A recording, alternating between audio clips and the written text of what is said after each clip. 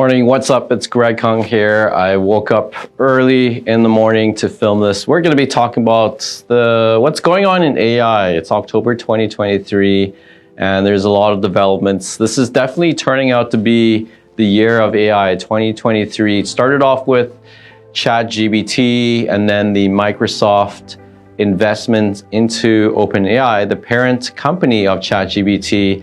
And with that investment, Microsoft is rolling out the AI technology into their Microsoft products. So we're going to talk about that. We're also going to be talking about what's happening in the creative space. We've got Adobe, we've got other companies like Facebook, Instagram, WhatsApp that also want to get into the AI space. So let's get started. So first of all, let's talk about ChatGPT and the Microsoft partnership. So Microsoft has a whole range of enterprise applications that businesses use and have been using for just about as long as I can remember being someone who works for a company. It started off with the government back in 2000, but Microsoft and Windows were an institution in businesses forever. But now it looks like we're entering a new era with AI, OpenAI's investment specifically. And you're going to be hearing a lot about Microsoft Copilot. So Copilot is basically an assistant that's going to help people, employees that are working in enterprise businesses in everyday applications like Microsoft Office, Microsoft Teams, which is like the Windows Messenger or Zoom application combined into one. You're going to have the power of AI within those types of applications, but there's other applications as well. Microsoft Power Platform, which is their business automation software, is also going to benefit from AI technology. For example, you'll be able to ask it to do a type of automation task, and the power of AI will give you those steps in your automation flow to help you craft a automation process, further helping everyday power users or citizen developers develop an automation using the power of AI to assist. You can also use it to help craft emails, Word documents, analyze a lot of data to give you trends and patterns. So that's just scratching the iceberg. I may get into that a little bit further. Okay, lastly on the Microsoft front was Bing, or new Bing, ChatGPT Bing. So Bing is also available in the enterprise. So enterprise Bing ChatGPT. And then for regular users, you also have access to Bing Chat. So this is like ChatGPT, but it's available in the browser, specifically in Microsoft Edge browser, and as well as mobile phones. So the benefit of this compared to ChatGPT is that it's connected to internet data. ChatGPT was limited to data as recent as September 2021, but I've also been told that this has been updated to 2022, which is still about a year old data. With Bing ChatGPT, you get access to current data. All right, so let's shift gears. Let's talk about Meta, the parent company of Facebook, Instagram, and WhatsApp. So Mark Zuckerberg recently spoke about the different products that he plans to roll out AI technologies to. So one example is the idea of having these avatars. So avatars that may represent a yoga expert, a sports expert, and being able to interact with these avatars and just ask them questions 24/7. And it seems like Mark wants to make this more of a fun experience compared to a ChatGPT experience, which is mainly just it's a very dry experience. It's just a text prompt.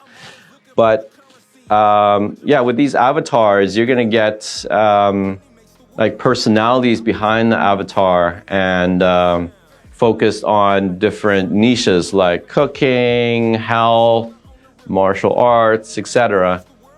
Another product he talked about was having the text-to-image generation, which Adobe has. There's other ways of generating AI images like Midjourney.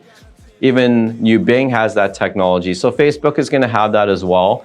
But the way he's going to be using it with Facebook is he's going to allow us to generate stickers. And I think he's going to put this technology into WhatsApp and Facebook chats and probably Instagram. They're also going to have their own type of basic general assistant as well called Meta AI. So look out for that coming soon. I'm going to also shift to now Adobe. Adobe is a big player in the creative space. So I've got a course here that covers the landscape of generative AI. You've got individual players like Midjourney, which I mentioned allows you to generate text to image. But Adobe is a huge player with existing creative applications like Adobe Photoshop and Adobe Firefly and Lightroom. And as a regular user of these applications, I've seen how Adobe is being aggressive by incorporating technology, AI technology into their applications. So one example is in Photoshop, they've introduced what we call generative fill. So it's basically a way of filling in a part of the photo with anything that you can think of using the text prompt. So I could say, I want a beach with a sunny sunset. I could pick a portion of the photo and it would generate it. Or I can take existing photos and I could extend the canvas of the project, and AI is smart enough to take the existing photo and then fill in the rest. Similarly, you could also remove existing objects from photos with ease. There are other applications, Adobe Lightroom, I've been really impressed. So one of the applications of Lightroom, especially for Instagrammers, are the presets. So it's like color filters. So now you can take an existing photo, have AI scan it, and then make preset recommendations. And I've actually been using this a lot for my YouTube thumbnails. I really like it.